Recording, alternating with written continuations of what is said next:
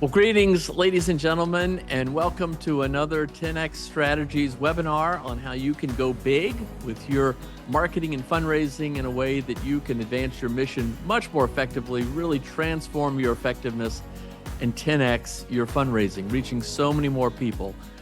Really happy today to have another one of the terrific leaders at NextAfter join us. Nathan Hill is going to talk about the opportunities that are in front of us right now to begin planning for optimizing your year-end fundraising.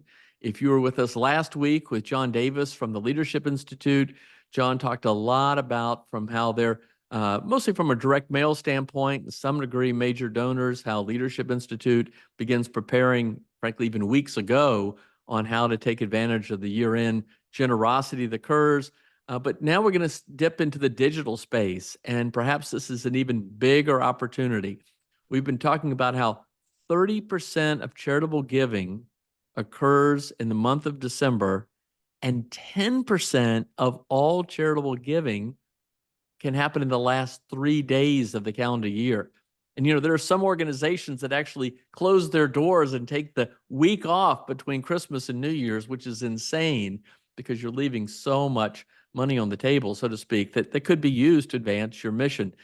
Well, Nathan, I'm going to just kick it over to you. I'm so pleased to have you here. Thank you for joining us. Just start us off in your judgment. What are folks missing, and what's the opportunity that's there in front of us? Sure. Well, it's funny as we dive into research related to year end, specifically digital, but we also try to look broadly at the program, how digital can influence the whole program.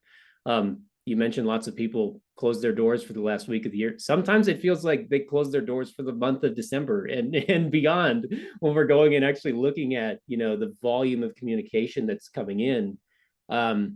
We do a lot of these, what we call mystery donor research studies at NextAfter, where we try to put ourselves in the shoes of a donor, like a secret shopper type of study. We go make a bunch of donations. We go look at what's the donation experience like. And we often hope in that process to discover lots of new ideas, like, oh, this organization is trying this tactic, or they have a really unique cultivation strategy. Might we go put that to the test and see how impactful is that in terms of growing giving?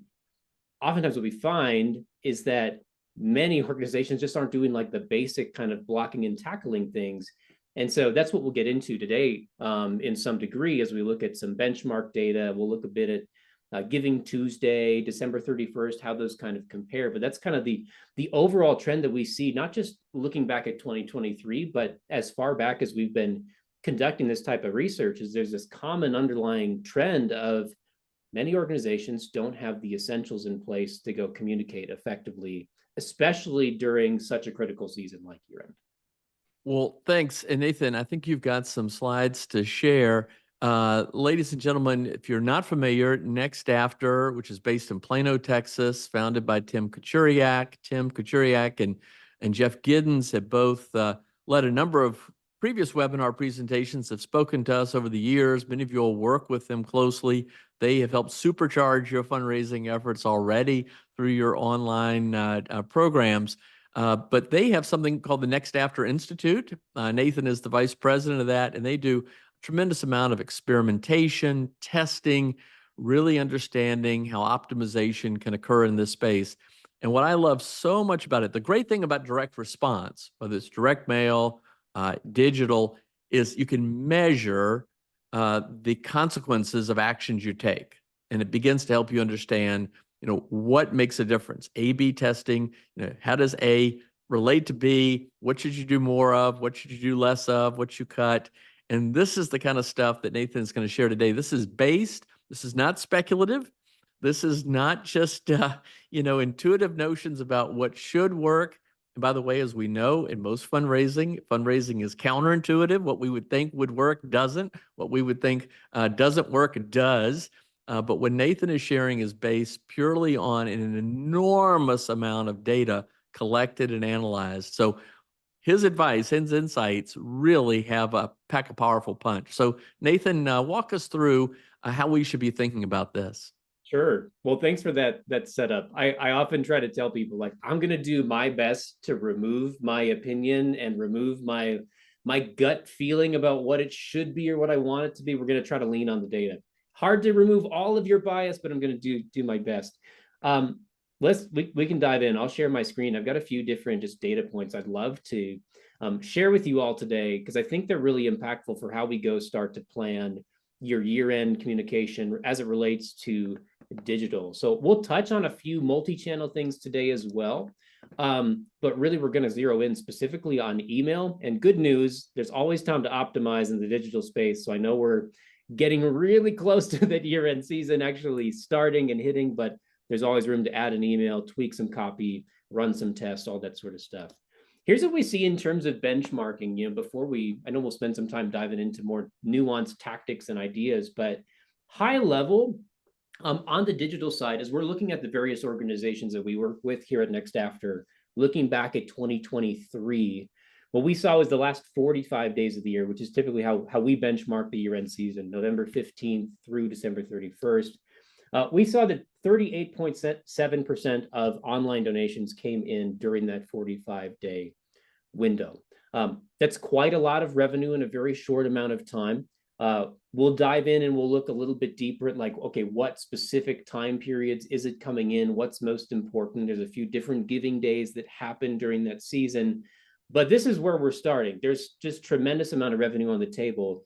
Overall, direct mail, online, there's so much opportunity.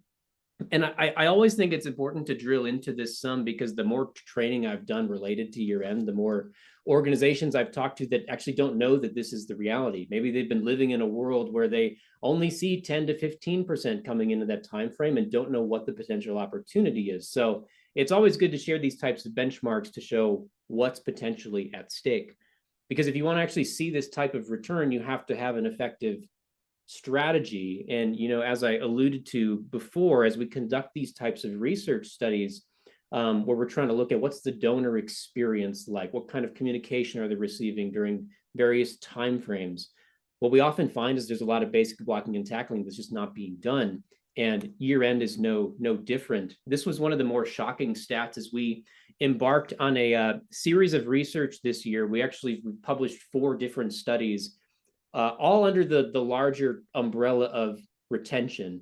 Can we draw some lines between what's the donor experience compared to the retention performance of these different organizations, and get some clues and ideas of things we might test that could move the needle there? And as we look specifically at year end, we had made donations at the start of 2023. We looked at the new donor onboarding series. We looked at cultivation. Then we looked specifically at how are these new online donors treated during this high urgency year-end season. And so now we're diving into that data, we're analyzing it. What we found was that 40% of nonprofits sent no emails at all, like zero, nothing, to their new donors during year-end 2023, which is, to me, a really shocking stat, because email is the easiest thing that you can send. And especially when these donors came in through an online channel, you would expect that there would be some sort of touch point, whether it's an appeal or it's some sort of thank you or cultivation, but they didn't receive anything. And even those that sent emails, we're not even looking at the quality quite yet. We're just looking at who did and who didn't send at least one thing. So that 40% number to me is shocking. I can't speak specifically to, why is this the case? I have plenty of ideas, but is it a lack of a strategy? Is it a lack of a plan? Is it a lack of understanding of the potential impact of this season? I know there's some fundraisers and some people who would think, okay, these new donors, they already gave this year. Maybe we don't need to engage them until next year. And that's when we'll try to win their second gift, is when they move into their second year. I know that's some people's ideas and approach, but I think it's a very short-sighted approach. So if we want to see that 40% of revenue coming in during this year-end window, first of all, you got to show up. You got to send something. You got to participate, because this is the most competitive time of year, not just for nonprofits, but every single retailer, every single e-commerce store is going to be in your donor's inbox looking for some portion and share of their wallet. And so we've got to figure out, how do we actually stand out in the midst of all that noise, in the midst of all that clutter? If we opt out entirely, we're missing the mark. One of the more interesting stats as we dove into this data, this year as well, was how much, as we looked at direct mail coming in, what percentage of the direct mail that we received came from organizations that we didn't give to.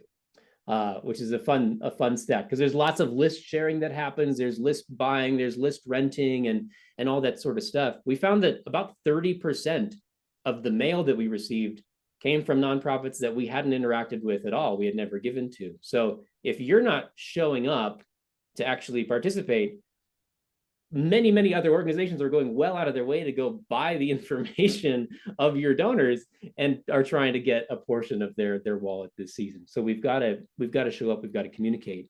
Nathan, if I could jump in just to make it clear for folks, when you talk about your testing, you'll do this because you make a lot of phantom contributions to organizations, and then you track and see what they do subsequently. So this is where your data comes from. Is that right?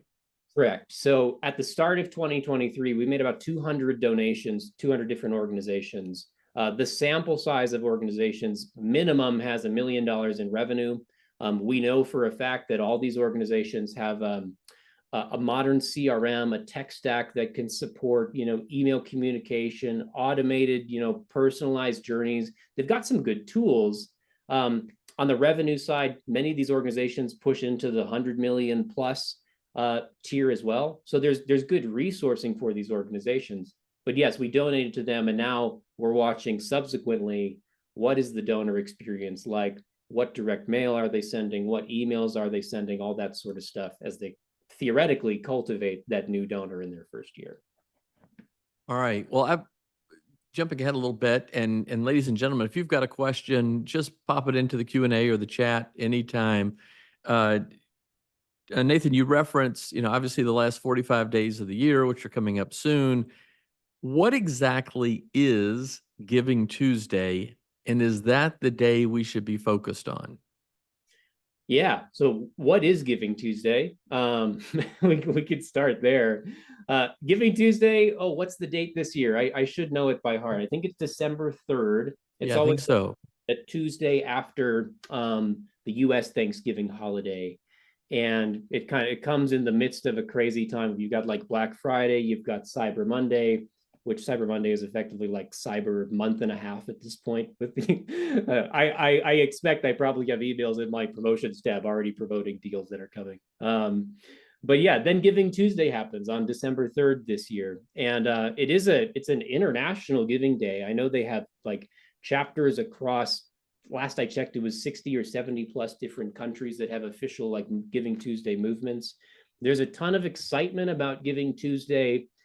If you have any device at all, you're going to see something about it. Your donors are going to see something about it. You have to like live in the wilderness completely unplugged to miss Giving Tuesday happening, it seems at this point. So it's a big giving day. There's lots of revenue that comes in. There's lots of excitement. There's lots of conversation about giving.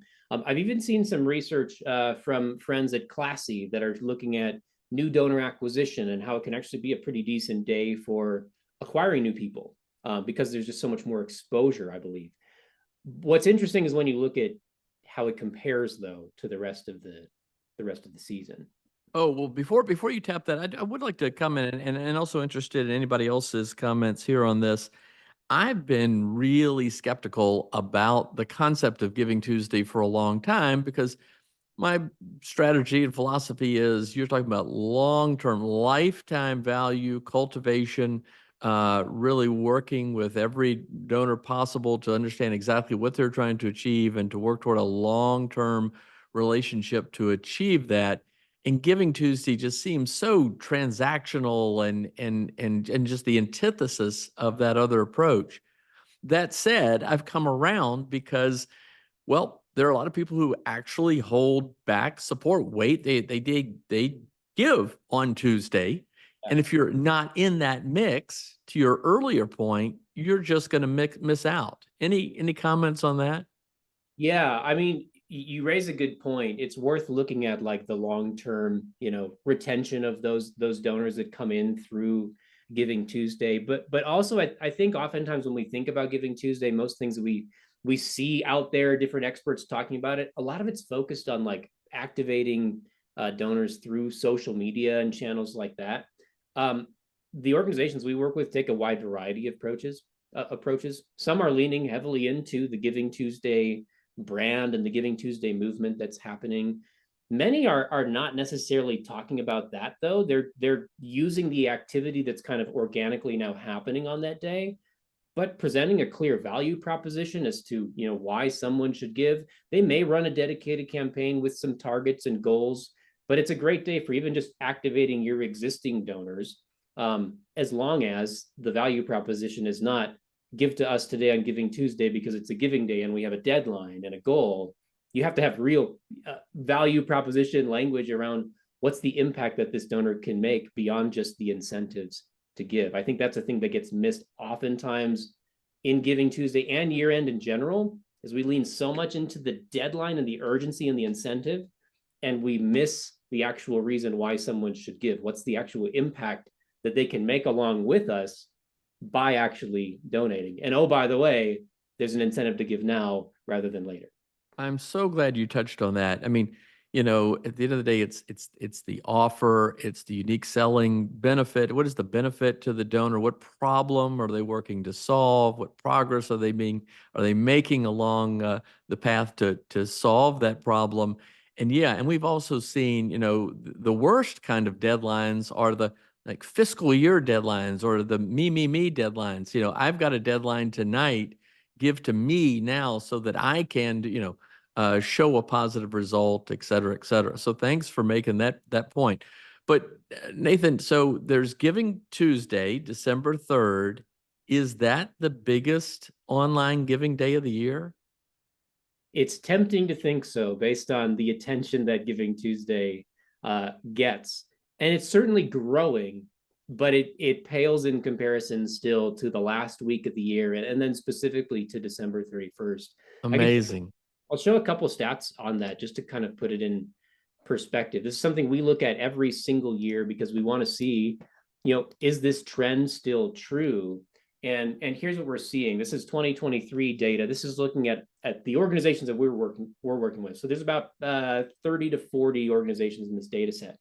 What we saw last year in terms of online revenue specifically, Giving Tuesday brought in about 5% of online year-end revenue. So in that 45-day year-end window that we're measuring, 5% of revenue came in just on Giving Tuesday, which is not small. Like that's a healthy amount of revenue within a 24-hour period. But again, it's all in perspective, right? You've got December 31st that looks like this. We saw 14% of online year-end revenue come in on the 31st itself. So nearly 3 times as much revenue as Giving Tuesday. And what's really interesting is if you go look at the week leading up to December 31st, that fell on a Sunday last year. And just kind of the way that we're looking at things, sometimes we'll look at like the last 7 days of the year that it encompasses December 31st. The way we split it out this year is looking at, okay, from like Christmas Eve through the 30th. So that final full week of December, in that week alone, we saw 6 times as much revenue coming in during that week compared to Giving Tuesday itself. Add that together, Christmas Eve through December 31st, that's 46% of year-end revenue in like an 8-day time span. So when you look at the revenue coming in my opinion, this is where I'll lean into my opinion, that I believe the data is very clearly telling us what priority we should give these 2 different days and these 2 different time windows. Clearly, there's much more significant revenue at stake during that last week of the year than there is on Giving Tuesday. It still has value, but again, it pales in comparison to what's at stake when you get into that like higher urgency end of year last week season. Fascinating. Wow. Thanks for sharing that. Again, it's so important to see the actual results of these experiments and tests, because again, we could do it all on speculation, and most of the time we're wrong. I know I've been reminded of that multiple times, how many mistakes I've made trying to guess why I think donors are doing what they're doing. Sure. Yeah, we often see that, and we'll look at a few examples of some real experiments here in a little bit. But that's always one of the most eye-opening things is you take the best practices that seem to be out there or have been the best practice for years, and you put it to the test, and that best practice isn't actually the best performing approach. We might need to go kind of challenge ourselves and our often status quo thinking and inject some new ideas into our space and see what actually works to lead to greater revenue. So you can only do that if you're leaning into what the data tells you. Well, Nathan, I think a number of us were reminded of some aspects of this in the flurry of texts we received last week during the vice presidential debate. And I saw the contrast, frankly, between the Biden and Kamala Harris and Walt's emails and texts versus the Trump and JD Vance ones. And sometimes they're just short messages, kind of like, give me now. But what's your take? This is a question that Stuart McLean asked in the chat. How should we be thinking about the messages? Is it just throw out as many texts and emails and messages as possible to give now because today is the day, or do you think through it differently? Yeah, so it's a mixed approach when you talk about year end, and really when you talk about any kind of like high urgency campaign. When I think about how to go build, we'll talk specifically about an email strategy, but you mentioned text. Text can be overlaid on top of this as well as another kind of multi-channel touch point. One thing I didn't mention, earlier when we looked at benchmarking is that only about 36% of organizations used a multi-channel approach in their year-end communication. But there's some indicators that like organizations that see higher retention rates are using more multi-channel approaches, which is interesting. Not exactly a one-to-one, if you do this, then you get that, but the trend is there. More multi-channel is maybe a way to be more visible and potentially activate more donors. But when we talk about building a strategy, there's really like three main types of communication that I think we should go integrate into our year-end campaigns. And it starts with, and this may be a shock to some, it starts with cultivation. It starts with actually leaning into that relationship with the donor before you ever go launch your campaign, before you go say, here's what's at stake this month, here's what's at stake before the end of the year, here's what we're trying to raise. Send some cultivation. Thank your donors for, and not just donors, but also subscribers for how they've engaged with you, how they've supported you, both financially and maybe just emotionally as they've been following along throughout the year or years with your organization. Leaning into cultivation first is going to set the table for all those appeals that are going to come later and help you tell a more compelling story when you make that clear donation appeal. Great. All right. Well, by the way, back on the multi-channel thing, I'd like you to define that just a bit more. I've worked with the organization Americans for Prosperity Action for a long time, and they do a lot of canvassing, grassroots work, communications at the doors. But what they've found is that the greatest, most effective persuasion, and they do a lot of testing and experimentation, understand what drives voter attitudes and change and behavior, is a layered approach. So it's the door and a text and a phone call and a piece of mail and online or digital other or social media engagement.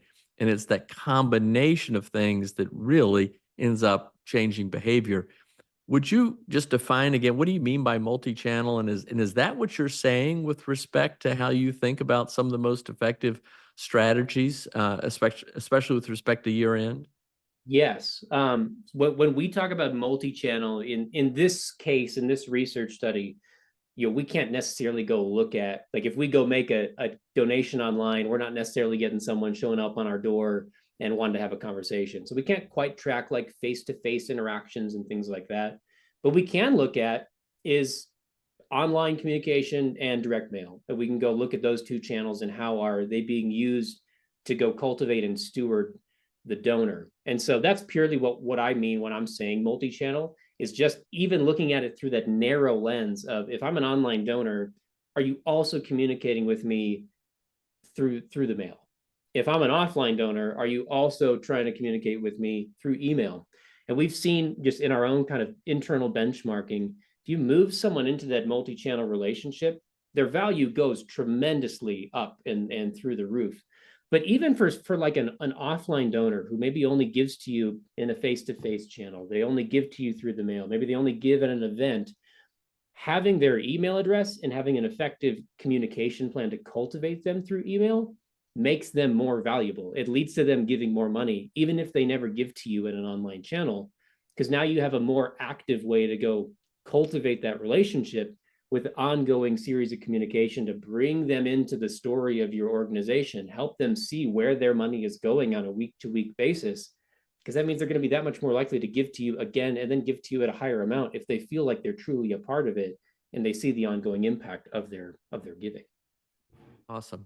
All right. Well, continue along, Nathan, and if you would start to give us just some practical examples or tools or recommendations on what we can and should do, thinking through how to design the strategy, how to plan, what precisely we should do, what we should think about with respect to our website and the donation page. And, we can, I'm always, sometimes some of the best direct mail letters in the world, done well, even to the best lists and stuff, if somehow they messed up the response form and the process by which somebody contributes, you just kill a lot of good giving. That's another thing I think you've shared before is you can do all this good stuff, but if the landing page or the giving process is messed up, you're going to leave a lot of money on the table as well. Yeah, you're exactly right. And we've got to keep those two things in clear understanding is you can write an incredible email appeal, but if you're the equivalent of the response form, being the donation page, isn't optimized, well, you might be leaving a tremendous amount of revenue on the table. And we want to have a continuous experience as well. I think sometimes that gets missed, especially during the year-end season. We often drop people off on our main donation page that doesn't talk specifically about the year-end campaign or year-end goals. We want to have some continuity from the appeal that you receive to the actual page that you land on that reinforces the message, reinforces the deadline and the urgency. So I'll share a quick little resource that we have, and y'all are welcome to scan the QR code when I pull it up and grab it if you'd like to. We put together this tool. We have a whole course on year-end fundraising for online fundraisers.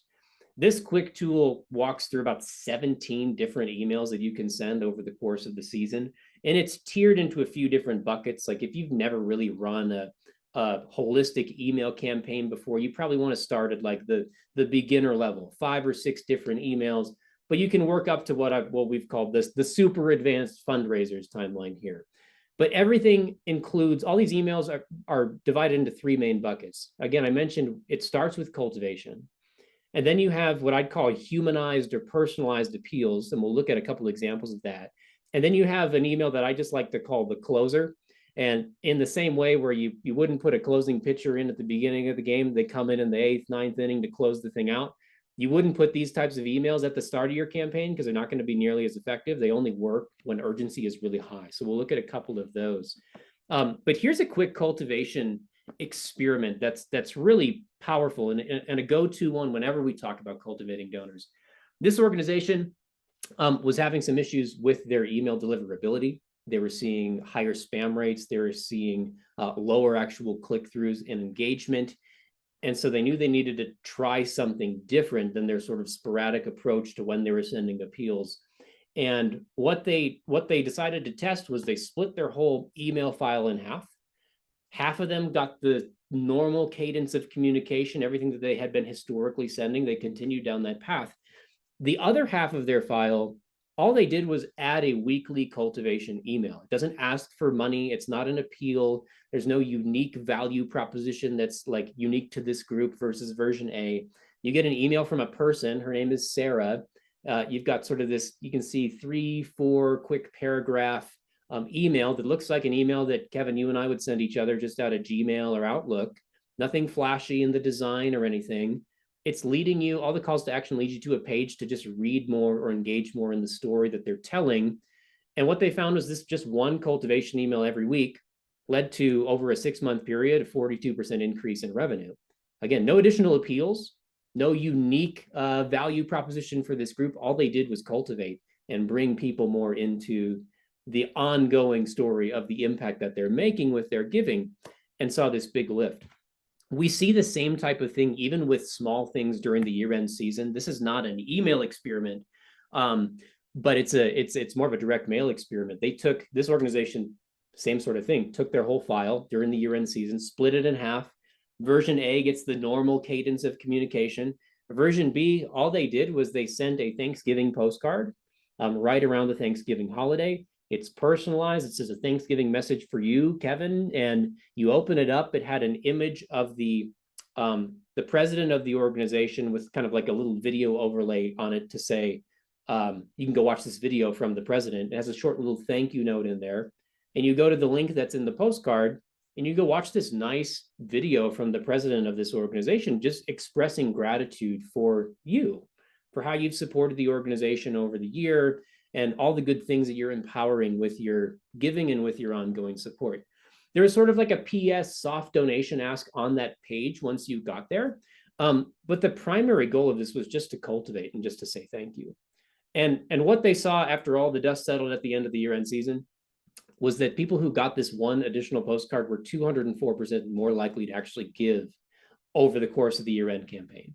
So a little bit of cultivation at the start of the campaign is priming people and framing up the appeals that are going to come later and make them all that more effective. So cultivation is absolutely critical, even during a high urgency season like year-end.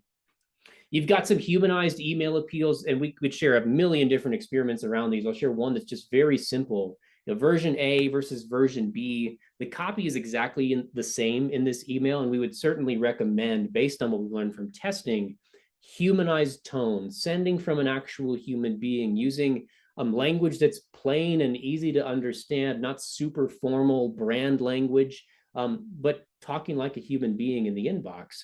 In this case, the copy is exactly the same, but they removed the big logo, the big donate button, the giant hero image. They removed the progress bar. They removed almost all the different design elements that would be a giveaway that this is like a marketing kind of template. It looks a lot more like an organic, like plain text style email. Just that approach to the design led to a 29% increase in people actually giving to the appeal by leaning into this more humanized approach. So when you write your appeals and you weave those into your strategy this season, consider, how do I make it feel more human and more authentic? You've probably heard the phrase, and we say it all the time, that people give to people. They don't give to marketing machines. They don't give to clever marketing and clever fundraising. They give to people that they know and that they trust. And so that's what we're trying to lean into in the inbox. A couple of the quick ones on emails. We get to these, what I call closer emails. If you continue to send these really long form appeals in the inbox when you get closer to the end of the season, they might not be quite as effective as more of a short reminder. Now, ideally, we're telling the story of our organization. We're pulling people into the value proposition over the course of all the cultivation that you're sending and over the course of the various longer form appeals you're sending earlier in the season. But when you get to like December 30th, you get to December 31st, urgency is high, you're approaching the deadline, you've already brought people into the narrative. You don't always have to write something super long form. You can do something more like this. This is just a sort of a kind reminder. It touches on a couple key points of the value proposition, but it's a lot shorter in the copy. It's focused on just being a reminder that the deadline to actually, in this case, activate your membership or renew a membership is coming up. What they found, they had a couple iterations of this for existing donors, non-donors, lapsed donors. They found that it led to a 9% increase in non-donors clicking through to go activate their membership, a 37% increase in lapsed donors clicking through to go renew their membership or reactivate one. It didn't make as much of a difference for current members, which is a really important point when you think about segmentation, that these different types of groups interact differently with different types of emails and different lengths of copy. Current members, current donors often have higher motivation to keep on giving. They don't always need as much when they come to an appeal or a page. But what they found was this 9% increase in clicks, 37% increase in clicks for lapsed donors. When they got to the donation page conversion rates were the same. So all this increase in traffic is leading to more people actually donating on the other end. It's not just like fake traffic that shows up and it's harming your conversion rates. They're actually moving through the funnel and giving. One other quick tactic on these like closer reminder type of emails is that we really just want to mimic the experience that you and I would have in the inbox when we're emailing each other. I like to give the example of, if I have sent a strategy brief to a colleague or to an employee of mine, something like that, and I want their feedback and I want their notes on it, I told them, hey, I need your feedback by, end of day on Friday. It's come to Friday morning. I haven't heard from them. I'm usually not going to go send a brand new email and rewrite all the reasons why I want their feedback or want their notes on the project. What I'm typically going to do is I'm going to go in my inbox. I'm going to find my original email. I'm going to hit forward or reply and send it right back to them and say, hey, haven't heard from you yet on this. Can you get this to me by the end of the day? Quick little reminder. We want to go imitate that same sort of approach, even at scale with donors. So what you can do is I call it a faux forward. Add a little reminder note. It doesn't have to be super lengthy. It can be something just really quickly touching on the value proposition, reminding them, okay, it's December 31st and we haven't seen your gift yet. We're looking for 50 donors before midnight to actually give at this level. Would you be one of those donors? Insert your link. And down below, you can include your original appeal so they can dive into the nuance and the details. But really, oftentimes at the end of the year, at the end of these deadlines, people just need a kind reminder. This approach in this case led to a 266% increase in people giving. So I can't promise a nearly 300% lift in your fundraising from this one tactic, but the potential is there that some of these different optimization tactics can lead to really significant gains. Well, indeed, and it's if anything, this is just a reminder to all of us that we've got to be more, I think, innovative and pushing ourselves to just test and try different things. But again, what you got are real results, real data that changes our way of thinking. A couple questions that came up in the chat. First off, is do you treat your top donors differently by email, even if they, you're still using this as the medium? Is a $10 donor different than a $100 donor, different than a $1,000 donor, different than a $10,000 donor? Yeah, we normally don't draw that line until they hit like that mid-level tier, which is normally around the $1,000 mark. Every organization has a different kind of measurement for where that falls, but the $10 donor to the $100 donor, likely not treating them super differently. I think the things that are probably more impactful for that more broad-based size of a gift is where are they at in their life cycle?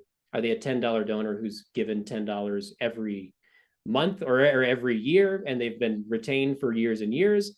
Are they a $100 donor who just came in and gave their first gift? You might treat them a little bit differently, but I think to address kind of like the mid-level, the major gift side of things, oftentimes what we'll do is we'll keep all those people in cultivation. I think we've observed this problem many times of, a gift officer says, well, we want to hold those people out of the email communication. They're on my list to go follow up with and communicate with. I want to be in charge of the relationship. And then what happens is they don't get cultivated, or they don't have the capacity to go work with a list of 1,000 people. And then someone who just gave you a $5,000 gift just gets no communication. I couldn't agree more, Nathan. I'm so glad that you raised this point, and let's emphasize it for folks. I've heard this for years, even when it was just direct mail. Once a donor gives $500 through the mail, I take them out of the mail and I just cultivate them directly.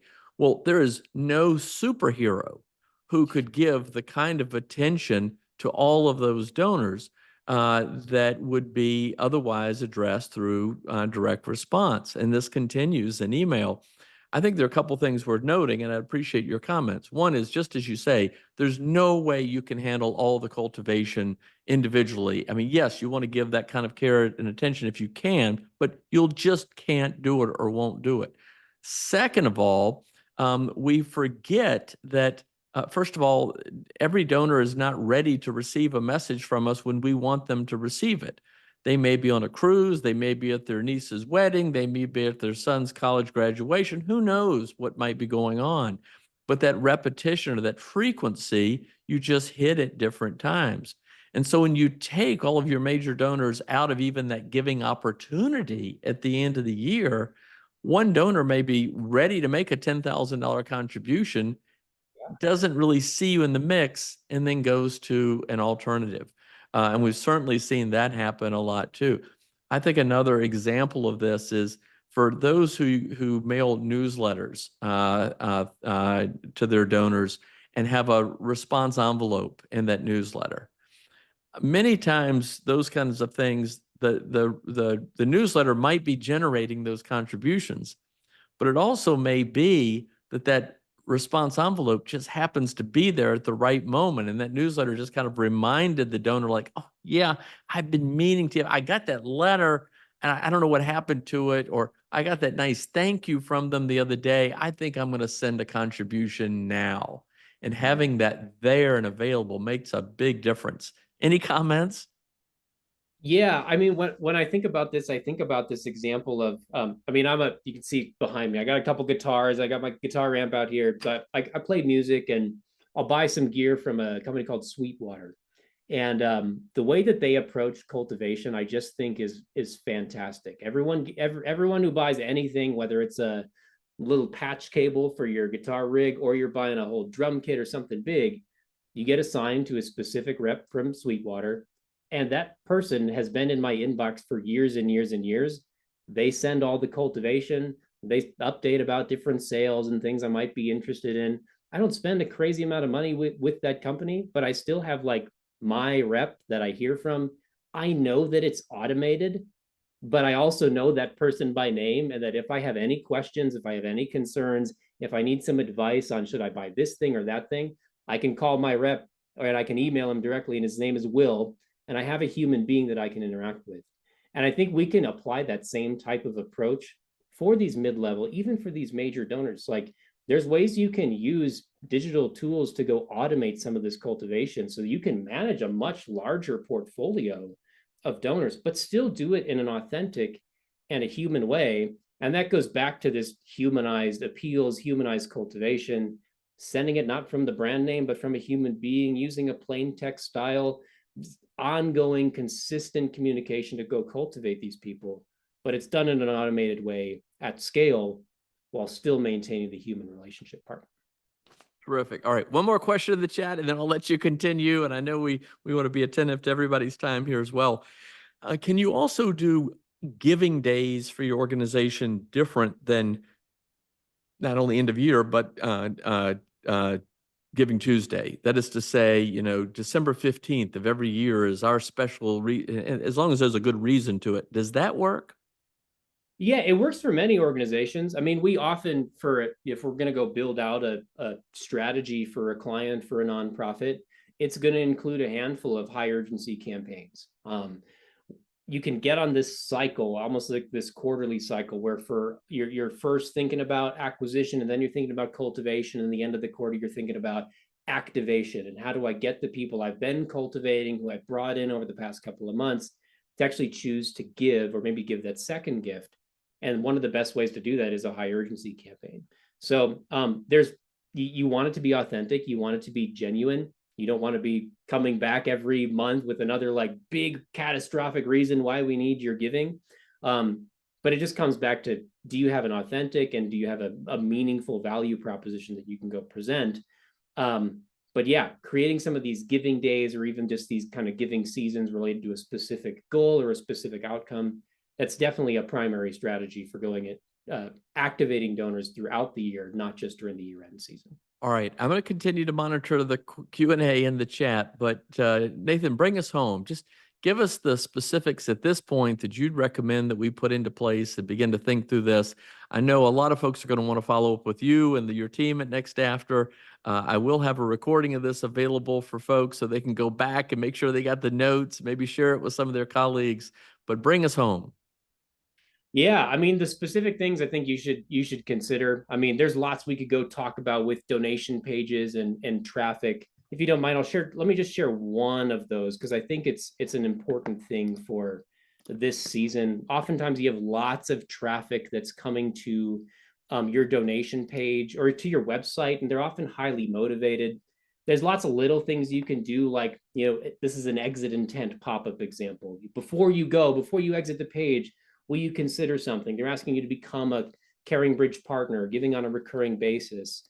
They tested using this type of an approach. Would you consider joining 328 fellow supporters, giving like a number of donors type of goal to lead them towards clicking through and ultimately giving? And they saw a good bump in donations. But thinking through, are there ways that you can place an ask like this in front of that traffic that's on your website during a very, very highly motivated season? You can do things like this if you have articles. Instead of just asking for someone to sign up for your newsletter while they're reading an article on your site. You can put an appeal directly there in line within the article. It can be long form, but understanding and thinking through where are all the high traffic places on my website where I can go maybe put an ask in front of someone where they maybe wouldn't normally see one. Maybe we wouldn't often ask our readers of our content to go give, but during a high urgency season, it can be an effective approach. This was a radical lift in conversions from their article traffic.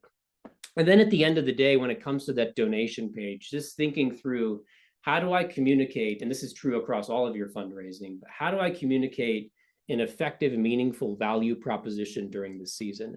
Not just dropping people off on a donation page, not just putting a countdown clock in front of them, not just putting a tax incentive in front of them, but giving them real reasons why they should invest in a meaningful cause through your organization. Yes, add some incentives, matching opportunities, deadlines, goals, all that sort of stuff. But at the end of the day, I think the easiest thing for us to miss in this season is the core reason why someone should give. And we need to design a communication plan holistically across the full month of December that helps someone take steps into our world and understanding the impact that is being made when they give through cultivation, through a lot of cultivation, through some of these humanized appeals, and then ultimately activating them towards the end with those high urgency levers. So if you do one thing, just make sure you have a plan for both cultivation and then activation. Don't be one of those 40% of organizations that don't communicate with your donors at all. And make sure as you prioritize your plans, you're thinking about the amount of revenue at stake at the end of the year, that last week of the year, beyond just the hype of something like Giving Tuesday. Excellent. All right, Nathan, I've got just a couple quick wrap-up questions for you. What do you see as the biggest challenges or even missed opportunities that organizations face in this space? I mean, you've hit on a lot, but in summary, what do you see the sort of mistakes, missed opportunities that are in this area? Yeah, I think one of the biggest challenges, one of the biggest, I guess you'd call it a mistake, is an assumption that when it comes to digital fundraising, that tools are going to solve our problems. I think we oftentimes in this sector are finding ourselves in a position of, oh, if I just had this tool to activate this channel, or if my CRM was better, or if I had a better email tool, if I've had a better donation platform, then I'd have more revenue coming in. At the end of the day, the tools empower a strategy. And if we don't start with strategy first, the tool is never going to get you what you want it to get you. And most of those platforms, they're selling you features that they think are really cool, but those features are not often the most effective tactics. And so starting with that strategy, not assuming what the tool is promoting is going to lead to magical revenue, but using that tool to empower an effective strategy. That's the only way that we're going to actually see meaningful growth during year end and in our programs just at large. All right, last question. This is 10X Strategies. This is going big. We really want to supercharge everyone's effectiveness. What excites you the most about the opportunities you see in this area? I love that question. And what it makes me think of is, anytime I sit down and we do some sort of analysis with an organization, looking at donation funnels or emails and all that sort of stuff, what I always tell people is that when we go break this down, we go look at your experience compared to what we've learned through testing, you're probably going to see a lot of red. We'll tell you what's good that you have, but you're going to see a lot of red. And red means opportunity. And so if we presented a bunch of data today and it all looked like amazing, everybody's doing everything right, that's actually like really bad news, because it means there's not that much room for growth.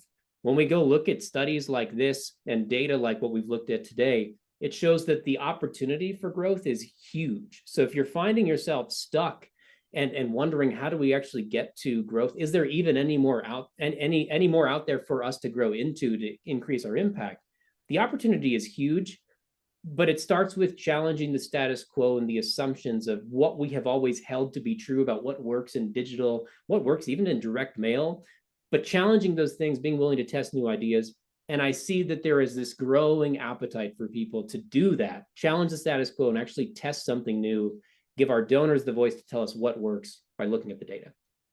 All right. Nathan Hill from NextAfter, thank you so much for sharing all these great insights, this great wisdom taken from real world data, from the experiments that you all do. Ladies and gentlemen, we've got a lot of work to do. This is our opportunity at the end of the year. We're obviously grateful for all of the extraordinary generosity of the donors who make our work possible, but this is an opportunity as well to strengthen that relationship even more and continue to look at that long-term partnership, which is meaningful for everybody engaged. Nathan, thanks again for joining us. Ladies and gentlemen, we'll be back to you again soon. All the very best. Bye-bye.